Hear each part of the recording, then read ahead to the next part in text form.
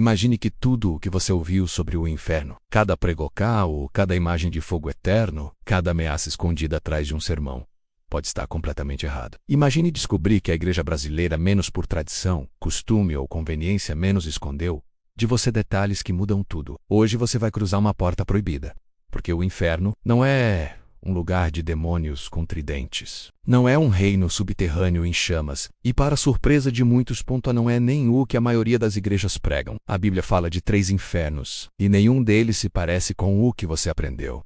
Fala de um fogo que não dura eternamente, de um julgamento que não é sobre tortura, e de um destino final que não é o que você imagina. Mas existe um segredo. O segredo número 1, aquele que mais foi escondido, e que explica o fim de tudo, inclusive o seu destino. E quando você descobrir o que ele significa, você nunca mais vai enxergar Deus, a vida, a morte, ou o próprio inferno. Da mesma maneira, se você está pronto para entrar nos mistérios mais proibidos da Bíblia, já deixa seu like, se inscreva no canal, porque hoje nós vamos revelar os 10 segredos do inferno que a igreja esconde de você. E o primeiro deles é a chave para entender a justiça divina. Agora respire fundo. O que você vai ouvir não é para os fracos. Vamos começar. Segredo 1. O segredo da justiça divina. Durante séculos no Brasil e no mundo, o inferno foi usado como uma arma, um instrumento de medo, um castigo eterno, uma ameaça silenciosa por trás de cada sermão. Se você errar, se você desobedecer, se você não for perfeito, você vai queimar para sempre. Muita gente cresceu ouvindo isso. Muita gente viveu com medo. Muita gente se aproximou de Deus não por amor, mas por pavor. Mas agora você está prestes a descobrir o segredo mais profundo do inferno. O inferno não revela a vingança de Deus. Ele revela a justiça de Deus. E principalmente o amor de Deus. Sim, um amor diferente, inesperado, surpreendente. Não aquele amor romântico, leve, doce, mas o amor que se preocupa tanto, que não permite que o mal continue para sempre. Prepare-se, porque isso vai mexer com você. A grande pergunta que ninguém faz se Deus é amor. Por que existe o inferno? Essa é uma pergunta que milhões de brasileiros já fizeram, mas quase nunca receberam uma resposta clara. E a igreja muitas vezes preferiu dizer, é mistério. Não questione, Deus quis assim. Só que a Bíblia, quando você lê sem medo, sem tradição, sem filtro humano, mostra algo totalmente diferente. Ela mostra que o inferno não é um ato de ódio. Não é uma tortura sem fim. Não é um lugar criado para castigar pessoas eternamente. A Bíblia mostra que o inferno é a consequência final e inevitável de escolher viver sem Deus. Não porque Deus quer destruir, mas porque Deus não força ninguém a viver ao lado dele. O segredo que foi escondido. Deus não força amor, imagine. Uma coisa sei dias e amor. Então o amor só existe quando é feito por escolha. Ninguém pode ser forçado a amar. Ninguém pode ser empurrado para a luz. Ninguém pode ser arrastado para o céu contra a própria vontade. Então aqui está o ponto que muda tudo. O inferno não é Deus rejeitando as pessoas. É as pessoas rejeitando Deus. E Deus respeitando. É o resultado natural de uma vida vivida longe dele. Não é punição arbitrária. Não é crueldade. É consequência. Como plantar espinhos e esperar rosas. Como correr para longe da luz e reclamar da escuridão. O inferno é a conclusão lógica de uma existência inteira dizendo, eu não quero Deus. E Deus, no final, diz, eu respeito sua escolha. Esse é o segredo. A justiça divina não é sobre sofrimento, é sobre verdadeira justiça, não é vingança. Justiça não é tortura. Justiça não é prazer em punir. Justiça é colocar cada coisa no lugar certo. E o inferno, esse conceito tão mal compreendido, é justamente isso. O fim do mal, o encerramento da rebelião, a separação final entre luz e escuridão.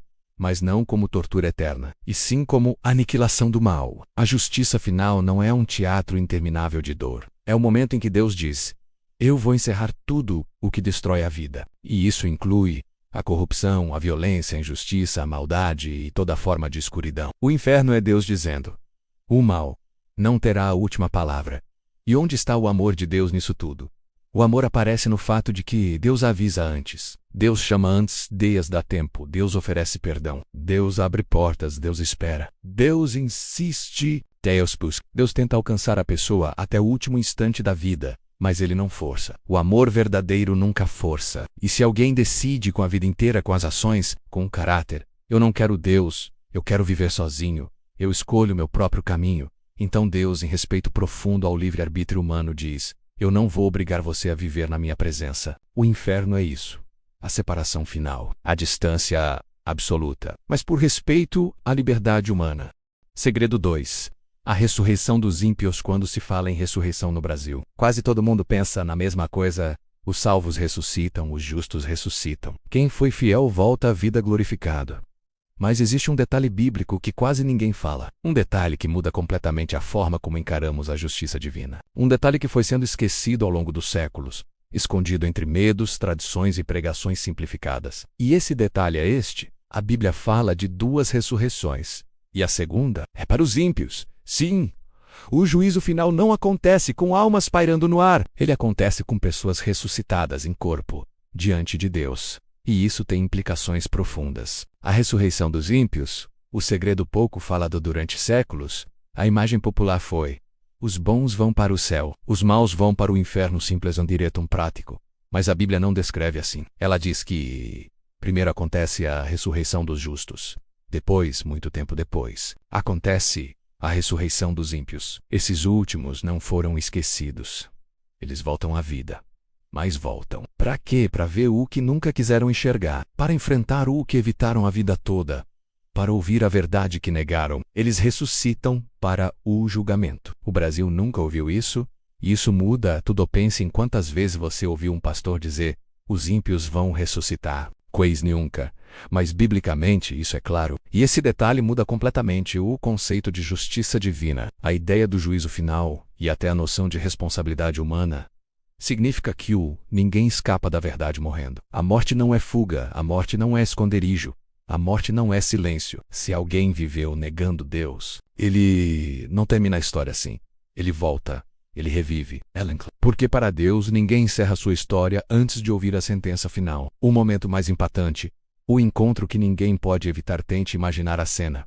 Milhões, talvez bilhões de pessoas ressuscitando ao mesmo tempo. Pessoas de todas as épocas, todas as culturas, todos os países, inclusive do Brasil, antigos coronéis, tiranos políticos, estelionatários, assassinos, pessoas que viveram de injustiça e até aqueles que achavam que Deus nunca existiu, todos de pé diante da verdade que ignoraram. Não existe mais aparência, não existe mais argumento, não existe mais desculpa. Nesse momento, o que vale não é religião, placa de igreja, retórica, tradição ou costume.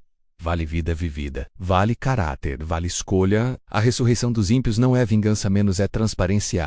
Aqui está o ponto mais profundo. A ressurreição dos ímpios não é um ato de crueldade, é um ato de clareza. É o momento em que Deus diz: eu não condeno ninguém sem antes mostrar tudo à luz. Pensou nisso? Até os ímpios têm direito à verdade. Até os injustos verão toda a história revelada. Até quem negou Deus verá o porquê de sua sentença. Porque a justiça divina não é cega, é completa, e depois do julgamento, depois da ressurreição dos ímpios e do juízo final. Alguns compreendem, outros lamentam, muitos percebem tarde demais que rejeitaram Deus com a vida inteira. E então, acontece o que você já viu no capítulo anterior. O inferno é destruído, a morte é destruída, o mal é encerrado, e cada um segue para seu destino final. A ressurreição dos ímpios é o último grande ato da justiça divina, antes do fim de tudo. Segredo 3. O juízo final. Desde criança, você ouviu falar nele. Desde cedo, imagens de filmes, pregações, novelas e até memes moldaram a imaginação do brasileiro. Um trono branco, pesos, tremendo Deus, irado, pronto para punir. Mas e se te disser que essa imagem está incompleta? E que o juízo final não é sobre medo, e sim sobre algo muito maior? Prepare-se, porque este segredo é profundo. O juízo final não é um espetáculo de terror. É um ato de justiça. Ao contrário da visão popular. O juízo final não é Deus com uma prancheta, anotando erros e distribuindo punições. O juízo final na Bíblia é apresentado como o fechamento de um ciclo, o acerto final das contas da história, o momento em que tudo o que foi feito será revelado, e cada ato humano será colocado na luz. Não como uma condenação teatral, mas como um momento de verdade absoluta. No Brasil, costumam apresentar o juízo como um tribunal de terror. Mas, biblicamente, ele é muito mais um ato de reconciliação, transparência e justiça completa. O que realmente acontece no juízo final? O texto de Apocalipse descreve uma cena impressionante. E foram abertos os livros Apocalipse 20:12. Pense nisso. Não é apenas um livro, são livros. O que está sendo mostrado ali? Cada escolha, cada intenção, cada ação oculta, cada injustiça que ninguém viu, cada lágrima derramada em segredo. cada mentira que feriu alguém, cada coisa que dissemos quando achamos que ninguém escutava, tudo vai para a luz. Mas aqui está o ponto crucial. E quase ninguém fala disso. O juízo final não é apenas sobre condenar os maus. É também sobre justificar os justos. Imagine o quanto isso importa no Brasil, um país onde injustiças se acumulam, crimes ficam impunes, pessoas boas sofrem e corruptos parecem vencer. O juízo final é a declaração divina de que nada ficou em branco. O juízo não é para dar medo, é para a restauração. Enquanto muitas igrejas pregam o juízo como instrumento de terror, a Bíblia o apresenta como uma correção final, uma reparação, a restituição da justiça violada. O momento em que Deus arruma o que o mundo quebrou. É o instante em que os que sofreram finalmente têm voz. Os que foram humilhados são exaltados. E aqueles que viveram à sombra da injustiça veem a verdade triunfar. Não é apenas julgamento. É cura histórica. E o inferno entra onde nisso, depois do juízo, acontece algo profundo. O mal é encerrado. O inferno é destruído. E cada pessoa recebe seu destino final. Mas aqui entra a parte que quase ninguém te disse. O foco do juízo final não é o castigo. O foco é a verdade. Para muitos isso será um alívio. Para outros será o momento em que perceberão que escolheram caminhar para longe de Deus o tempo todo. O juízo é o dia em que Deus diz: nada ficou escondido, nada ficou injusto. É o dia em que tudo o que foi distorcido é endireitado, tudo o que foi escondido é revelado, tudo o que foi injusto. No fim, o juízo final é a prova de que Deus não esquece, Deus não ignora, Deus não deixa passar. Ele resolve, ele limpa, ele fecha o ciclo. E só então, novo caminho. Segredo 4. O inferno será destruído quando você era criança. Provavelmente ouviu que o inferno é eterno, que ele sempre existiu e que sempre vai existir. É assim que muita gente imagina. Um fogo sem fim. Um abismo que nunca fecha. Um destino perpétuo, imóvel, inquebrável. Mas a Bíblia, menos quando você lê com cuidado, sem filtros, sem dogmas, diz algo completamente diferente. Algo que a maioria das igrejas simplesmente não fala. A Bíblia afirma que o inferno será destruído, sim, destruído, acabado, eliminado da existência. E quando você entende isso, tudo muda, até a forma como você enxerga o próprio Deus. O choque. O inferno não é eterno. Ele tem data marcada em Apocalipse. Um dos textos mais temidos da Bíblia. Existe um momento impressionante. E a morte e o Hades foram lançados no lago de fogo. Apocalipse 20:14. Pare, respire, leia de novo. A morte e o Hades, o inferno no sentido bíblico, serão lançados no lago de fogo. Ou seja, o inferno não é o destino final. O inferno não é eterno.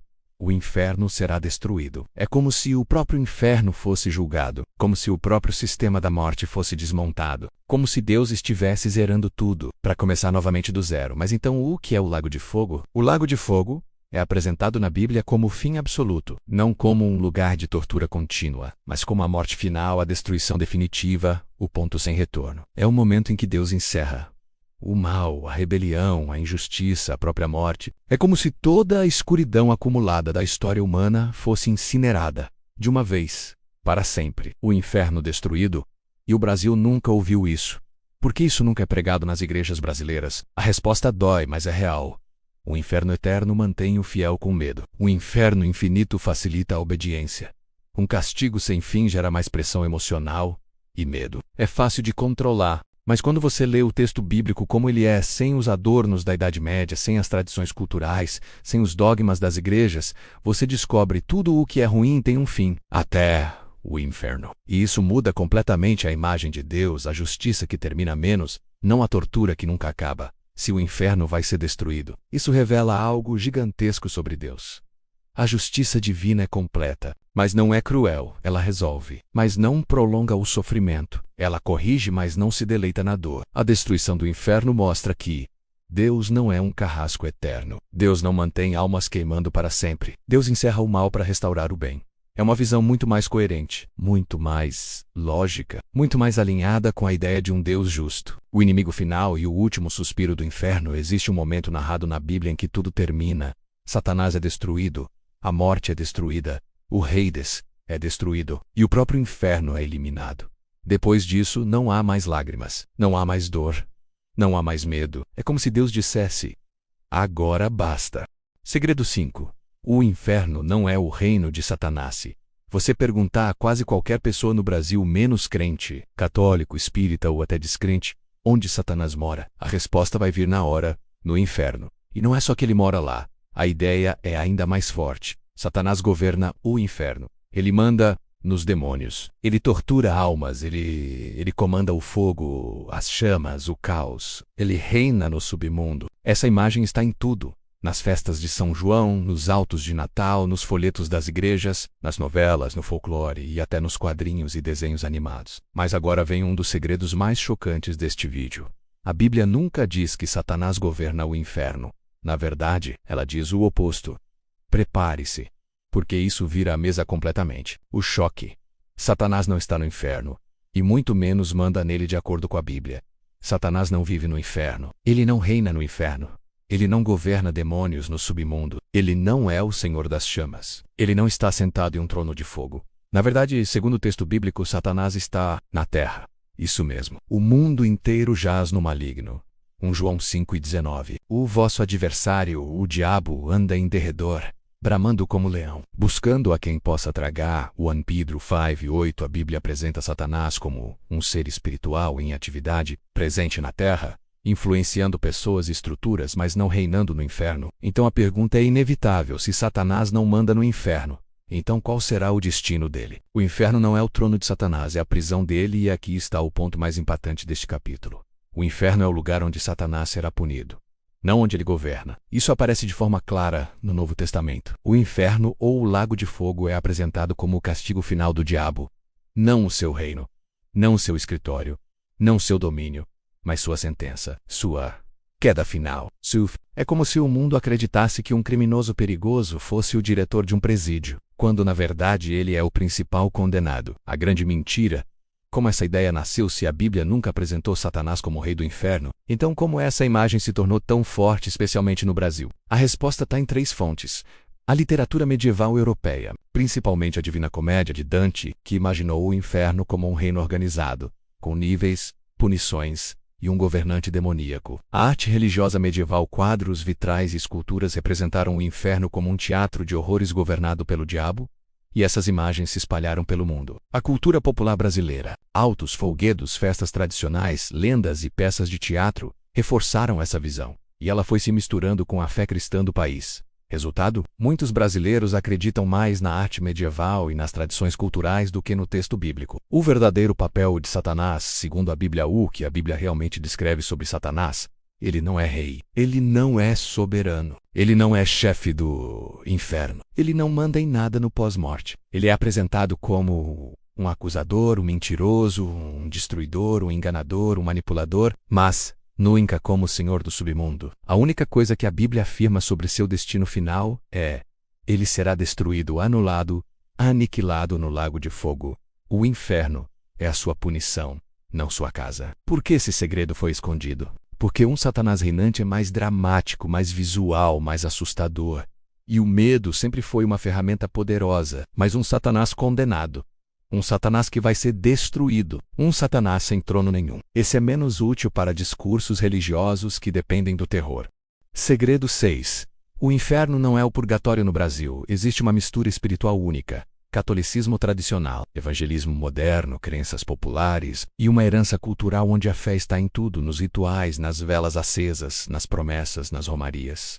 E claro, no medo do que vem depois da morte. E dentro desse universo, nasceu uma ideia muito forte: o purgatório, um lugar intermediário, um espaço onde a alma sofre, paga, purifica e só depois segue para a luz. Mas aqui está o segredo: a Bíblia não menciona o purgatório nenhuma vez, o que significa que tudo o que se construiu ao redor dessa ideia, orações, missas, promessas, velas, campanhas, indulgências, faz parte de uma tradição humana, não de uma revelação bíblica. E quando entendemos isso, o castelo todo começa a tremer. O nascimento do purgatório, um conceito cultural, não bíblico durante séculos na Europa menos, e depois no Brasil menos. As pessoas acreditaram que, após a morte, elas seriam enviadas a um lugar temporário de sofrimento para pagar seus pecados. Mas por quê? Porque a cultura tinha dificuldade de aceitar 2 ideias simples. Céu direto para todos? Difícil. Afinal, todos pecam. Inferno para todos que erram. Cruel e injusto, desproporcional em tu serge um meio termo. Um local para purificar a alma. Parecia lógico. Por essa corrente, parece justo. mas não vinha da Bíblia. Era uma tentativa humana de resolver um dilema espiritual. O Brasil abraçou o purgatório, mas não entendeu o purgatório faz parte do imaginário popular brasileiro há séculos, velas acesas para a alma sair do sofrimento, promessas pedindo alívio para parentes falecidos, orações rezadas para ajudar alguém a subir para a luz, missas encomendadas para encurtar o tempo no purgatório. Para milhões de brasileiros isso era menos, e ainda é, fé pura, sincera, genuína, mas o problema é simples e profundo. Se o purgatório não está na Bíblia, então ele não faz parte da justiça divina, menos faz parte da tradição humana. E quando a tradição humana substitui a revelação, a verdade se perde. O que a Bíblia realmente ensina sobre purificação? A Bíblia fala de purificação, sim, mas nunca depois da morte. A purificação bíblica é imediata, espiritual e completa. Ela acontece na vida, não na morte. Ela vem do arrependimento, da entrega, da transformação, da reconciliação com Deus. E isso desmonta a ideia de um lugar intermediário onde a alma sofre para quitar dívidas. Por que esse segredo foi escondido no Brasil? Porque o conceito de purgatório movimentou séculos de práticas religiosas, rituais, promessas, doações, cerimônias, tradições familiares. Foi emocionalmente confortável, pastoralmente conveniente e culturalmente poderoso, mas não foi bíblico. E o inferno? Onde ele entra nessa história? Assim como o purgatório, a visão popular do inferno também foi moldada por tradições e artes visuais, pinturas medievais, teologias antigas, sermões inflamados e até literatura, como Dante. O problema é que ao longo do tempo essa mistura criou uma confusão. Purgatório como pré-inferno, inferno como punição física e salvação como prêmio. Mas nada disso é apresentado assim na Bíblia. O que a Bíblia revela é muito mais direto e muito mais profundo. Existe vida, existe morte, existe julgamento e existe destino final, sem etapas intermediárias, sem locais de purgação, sem salas de espera espirituais. E isso nos conduz diretamente ao próximo segredo. Segredo 7. O inferno não é para todos. Você cresceu no Brasil. É quase certo que já ouviu esta frase. Se você morrer sem aceitar Jesus, vai direto para o inferno. Ela é repetida em cultos birrílias, retiros, mártias, conferências e até nas praças durante evangelismos. É simples. É direta e é aterrorizante. Mas agora vem o choque. A Bíblia não diz que o inferno foi preparado para a humanidade. Sim, você ouviu certo. Jesus foi claro, direto, explícito. O fogo eterno foi preparado para o diabo e seus anjos. Mateus 2, 5 e 41. Não para você, não para seus familiares, não para a maioria das pessoas, não para quem errou, pecou, se desviou ou não encontrou o caminho da fé. O inferno não foi criado para o ser humano. E isso muda tudo. Se o inferno não é para todos, então para quem é? Segundo a própria Bíblia, o inferno, ou melhor, o destino final dos ímpios, não foi um lugar planejado para a humanidade, mas sim um destino para seres espirituais rebeldes. Uma sentença para aquilo que corrompe, destrói, mente, manipula e engana. Uma resposta divina ao mal em sua forma mais pura. Ou seja, o inferno é um ato de justiça, não um depósito de pessoas. Isso confronta em cheio a cultura religiosa brasileira, que cresceu ouvindo ameaças como: quem não vier para Jesus vai se perder para sempre.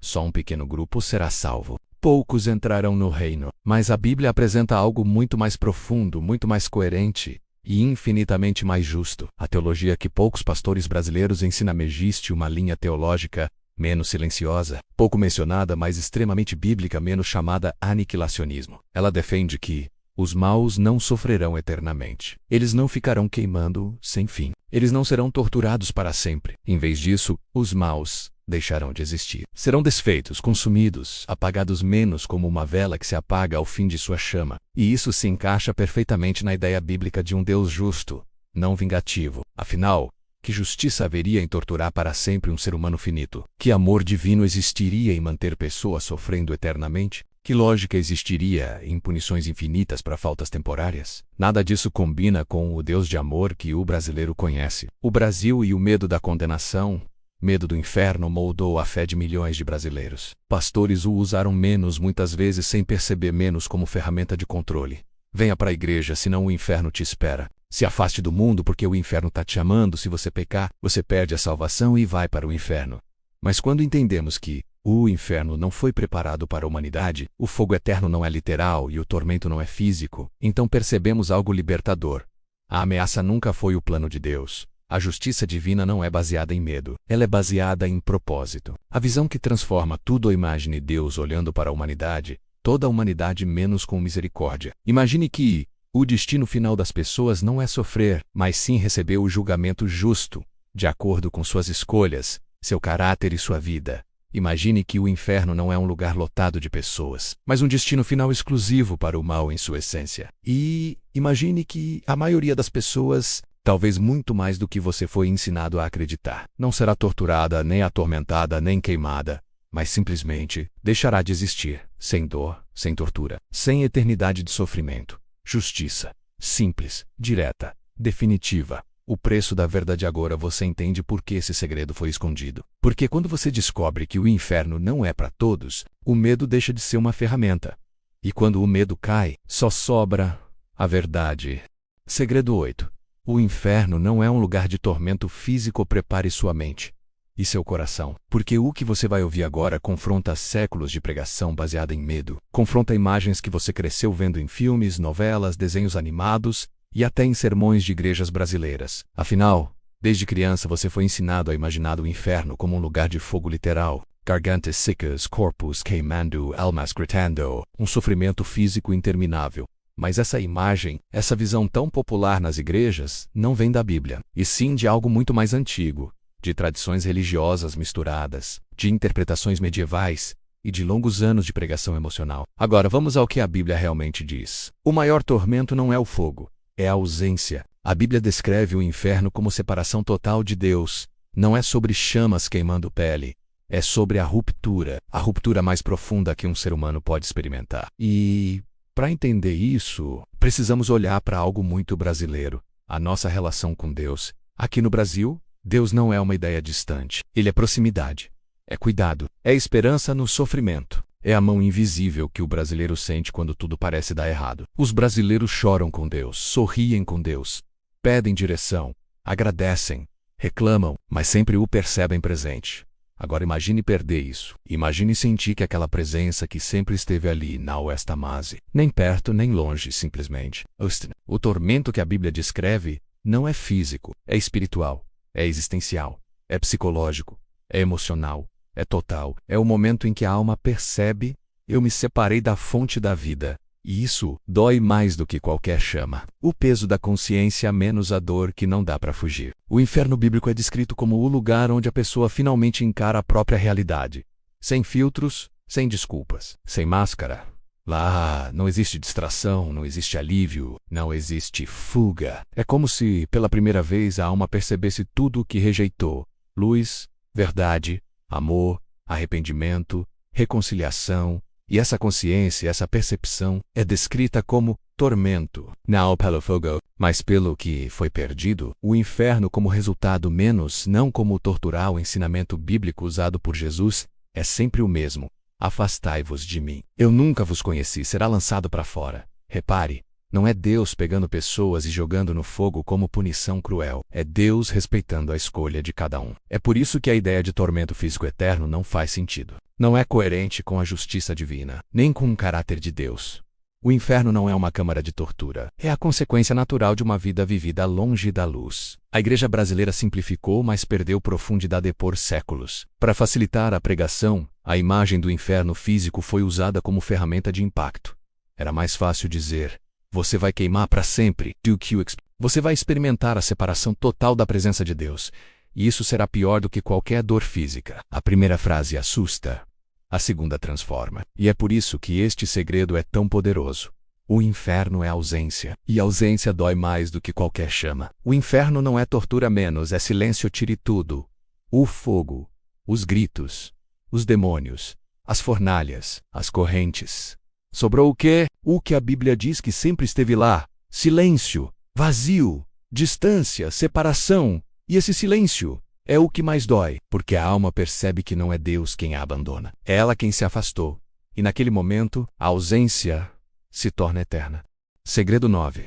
O fogo eterno, duração ou efeito. Prepare-se, porque este é um dos pontos mais desconhecidos, distorcidos e temidos da Bíblia, menos especialmente no Brasil, onde o fogo eterno virou quase um personagem nas pregações. Mas agora, vamos separar o mito da verdade. A palavra que mudou a história menos, mas foi mal interpretada quando você lê a expressão fogo eterno na sua Bíblia. Em português, parece simples eterno, que nunca acaba, fogo eterno, fogo que queima para sempre. Só que não é isso que o texto original diz. A palavra usada no grego é aionios, e aqui está o segredo. Aionios não significa necessariamente para sempre. Muitas vezes significa de efeito eterno, não de duração infinita. Ou seja, o fogo não precisa queimar eternamente, ele precisa produzir um efeito eterno, destrói completamente. E o resultado é permanente. É como queimar um papel. O fogo não dura para sempre, mas o efeito menos a destruição é definitiva. E isso muda tudo. O impacto dessa revelação no Brasil. Pense em quantas pregações brasileiras você já ouviu que usam o fogo eterno como ameaça. Se não aceitar Jesus, vai arder para sempre. Lá embaixo o fogo não apaga. Deus vai te punir sem fim. Essas frases não são apenas comuns, elas moldaram gerações inteiras. E mais, moldaram o emocional de milhões de brasileiros, criando medo religioso, traumas e até pânico espiritual. Mas quando você entende o sentido de aionios, percebe que não é isso que a Bíblia está dizendo. Exemplos bíblicos ignorados nas igrejas brasileiras. A Bíblia usa a palavra aionios em diversas situações, e nenhuma delas significa sem fim literalmente. O fogo eterno que destruiu Sodoma, Judas 1:7, menos a cidade não está queimando hoje, mas o resultado foi eterno. A redenção eterna de Cristo, Hebreus 9:12, não significa que o ato continua acontecendo sem parar, mas que o efeito é definitivo. O juízo eterno, Hebreus 6:2, não é um juízo infinito, mas um veredito irreversível. Percebe o padrão? Eterno no efeito, não na duração. Então, o que é o fogo eterno? Vamos traduzir para uma imagem que qualquer brasileiro entende. Imagine uma fogueira no campo. Ela começa forte, alta, violenta, depois vai diminuindo até virar brasa e finalmente cinza. A fogueira acaba, mas a destruição que ela causou, essa permanece para sempre. Assim é o fogo eterno bíblico, um fogo que cumpre o propósito final a destruir e cujo efeito é irreversível. Por que isso foi escondido no Brasil? Porque um fogo que destrói é teológico, mas um fogo que tortura eternamente é psicológico. E um fogo psicológico é uma arma poderosa, mais simples, mais assustador, mais fácil de usar em sermões emotivos, cultos de libertação, vigílias e campanhas de avivamento. Só que ele não reflete a profundidade da justiça divina. A pergunta que decide tudo: o fogo não é eterno na duração, mas sim no efeito. Então, o que acontece com os ímpios? Eles queimam eternamente ou são destruídos completamente? Essa pergunta é uma das chaves para o segredo número 1 no final do vídeo. Mas, por enquanto, leve com você este choque. O fogo eterno não é um tormento sem fim, menos. É uma destruição final e completa. E isso revela um Deus muito mais justo e muito menos vingativo do que o que muita gente já ouviu nos templos, nos cultos e nos sermões do Brasil. Segredo 10. As 3 palavras que viraram inferno. Você já parou para pensar que a Bíblia, esse livro que moldou a cultura, os sermões e até o medo de milhões de brasileiros,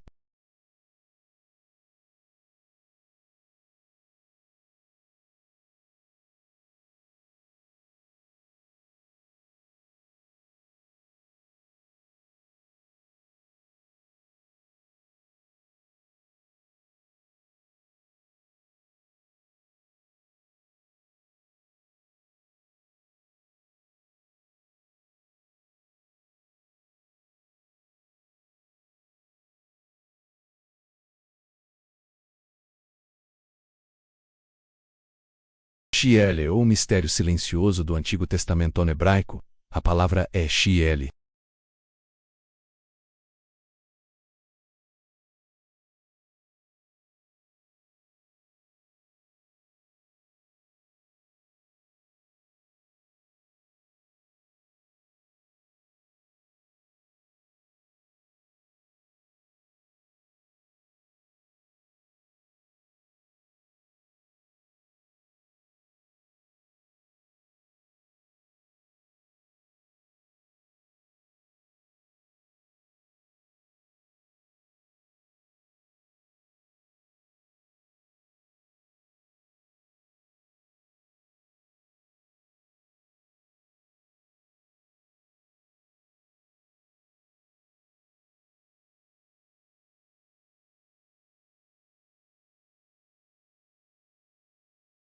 Partiu desta para uma melhor, mas sem fogo, sem gritos, sem condenação eterna.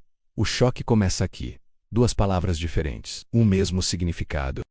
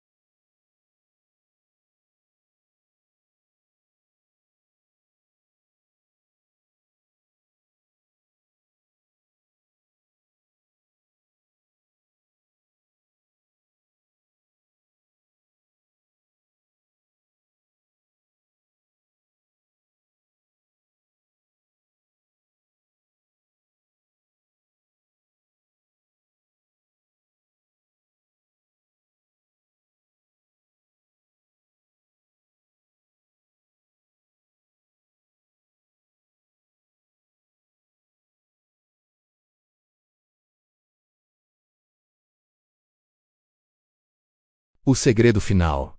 O inferno revela o caráter de Dulce aqui. Está o grande segredo, o que amarra todos os capítulos. O inferno não é sobre fogo. O inferno é sobre liberdade, e sobre as consequências dela, ele revela um Deus justo, um Deus coerente, um Deus que não permite que o mal continue para sempre, mas também um Deus que respeita profundamente cada escolha humana. No fim das contas, o inferno não explica o ódio de Deus, ele explica o amor dele. Um amor tão grande que permite escolher até mesmo o afastamento definitivo. Esse é o segredo número 1. O segredo que explica o fim. O segredo que revela quem Deus realmente é. O peso das escolhas e o silêncio entre a luz e a sombra depois de atravessar todos esses segredos. Depois de ver que o inferno não é o que te contaram. Depois de entender que o juízo final é um ato de verdade. E que até o próprio inferno será destruído. Uma pergunta começa a ecoar dentro da mente. E agora? O que isso tudo significa para mim? Essa é a pergunta que bate mais forte no coração do brasileiro. Porque aqui no Brasil, espiritualidade não é teoria, não é filosofia, não é um exercício frio da mente. Espiritualidade aqui é carne viva, é lágrima, é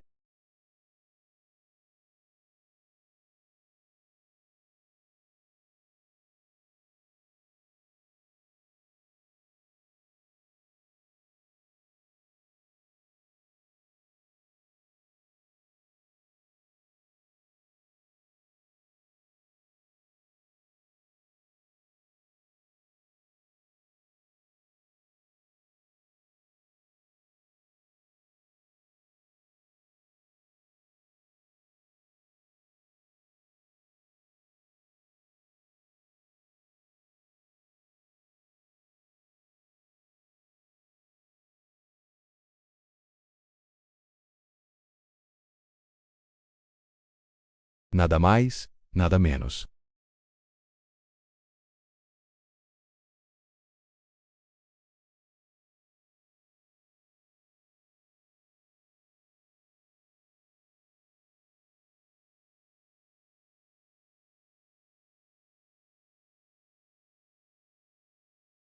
Para essas pessoas, o juízo final não é terror, porque ali diante de Deus não existe corrupção, favorecimento, mentira, manipulação, distorção, jeitinho. Ali tudo é verdade, e pela primeira vez, justiça acontece de forma perfeita. É por isso que esse segredo é tão poderoso. No juízo final, a verdade não será negociada, ela será revelada, e cada um verá a própria vida como ela realmente foi. O Brasil, o inferno e o chamado silencioso brasileiro sempre teve uma relação intensa com o mistério, com o invisível, com o espiritual. Não existe país mais sensível ao sagrado. E talvez, por isso, entre todos os povos, nós somos os que mais sentem esse capítulo. Porque no fundo, no silêncio da noite, cada um sabe. Quando escolheu a luz, quando escolheu a sombra, quando ignorou a própria consciência, quando ouviu aquela voz interna a menos, e quando decidiu silenciá-la. O inferno, no final das contas, não é um lugar distante. Ele começa quando a pessoa se perde de si mesma, quando apaga a própria luz, quando se acostuma com a escuridão. Mas a boa notícia, menos a notícia que quase ninguém prega menos, é esta. Enquanto há vida, há caminho. Enquanto há caminho, nada está perdido. A certeza que o segredo final revelar depois de todos esses segredos, uma coisa fica clara. Deus não usa medo, Deus não usa manipulação, Deus não empurra ninguém para o céu menos, nem para o inferno. Ele apenas revela a verdade e respeita a escolha de cada um. E a escolha mais importante de todas não é sobre religião, não é sobre placa de igreja, não é sobre tradição, é sobre luz, sobre consciência, sobre verdade, sobre quem você decide ser. No final, todo ser humano fica diante de uma pergunta silenciosa. Eu estou caminhando para a luz menos ou para longe dela? A eternidade apenas completa o caminho que você trilha agora. O segredo final. A verdade que ninguém te disse sobre o teu destino depois de atravessar os 10 segredos, depois de olhar para o inferno além das doutrinas, além dos sermões, além do medo imposto, depois de descobrir que fogo eterno não é o que parece, que Gina não é um mito, que o inferno será destruído, que o juízo final não é terror, e que a justiça divina é mais profunda do que qualquer religião ousou admitir. Chega o momento da pergunta que ninguém consegue evitar. O que tudo isso significa para mim? E é aqui que o Brasil inteiro prende a respiração. A grande revelação não é sobre o inferno, é sobre você, o segredo que as igrejas nunca explicaram. O segredo que ecoa desde os profetas. O segredo escondido por séculos de dogmas, traduções, manipulações e medo. É que o inferno não é um lugar, o inferno é uma consequência. consequência da vida que se vive, consequência das escolhas silenciosas, consequência da verdade que cada um abraça menos ou rejeita. No fim das contas, ninguém é empurrado para lá, ninguém é arrastado, ninguém é condenado sem saber por quê. A eternidade apenas confirma a direção que você já está seguindo agora. O inferno não é o fim, é o espelho, um espelho que revela quem você realmente se tornou.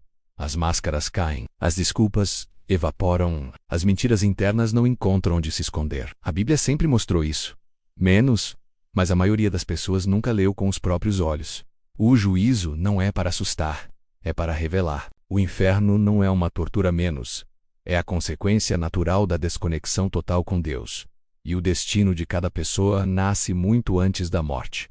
Nasce agora, em cada escolha. O segredo número 1, o mais poderoso de todos, é este. O inferno não é sobre punição, é sobre respeito. Deus respeita até a última consequência daquilo que você escolhe ser. Se alguém escolhe a luz, a luz. Se alguém escolhe a escuridão, Deus não força a porta. A eternidade não é geografia, é identidade. Você não vai para a luz ou para as trevas, você se torna luz ou trevas. E a eternidade apenas continua aquilo que você se tornou. E agora a pergunta que decide o teu caminho, com tudo o que você ouviu hoje, com todas as camadas que desmontaram séculos de interpretações, com todas as verdades que a Bíblia diz menos, mas que poucos têm coragem de ensinar. A pergunta final é a que define tudo: quem você está se tornando, não diante da igreja, não diante da sociedade, não diante das doutrinas, mas diante da tua própria alma. Porque no fim não haverá plateia, não haverá culto, não haverá líder religioso. Haverá apenas você e a verdade. E é por isso que este vídeo existe. Para que você pense, para que você sinta, para que você questione, para que você desperte. Porque o maior segredo sobre o inferno sempre foi este. Ele só destrói quem já está se destruindo por dentro. Ele só afasta quem já se afastou de si mesmo. Ele só consome quem apagou a própria luz. Mas quem busca a verdade, quem procura a luz, quem deseja uma vida inteira e plena, esse já está caminhando longe do inferno. E talvez nem saiba. Se este vídeo te fez pensar, se tocou algo dentro de você, se despertou questionamentos que ninguém nunca respondeu, então escreva nos comentários. Quero a verdade completa. Isso ajuda o YouTube a entender que este tema precisa chegar a mais pessoas, e você sabe que precisa. E antes do ir, deixe o seu like, inscreva-se e ative o sino. Porque aqui, a gente revela o que ninguém mais tem coragem de revelar. Até o próximo mistério. E lembre-se, a luz sempre vence, mas só para quem escolhe enxergar.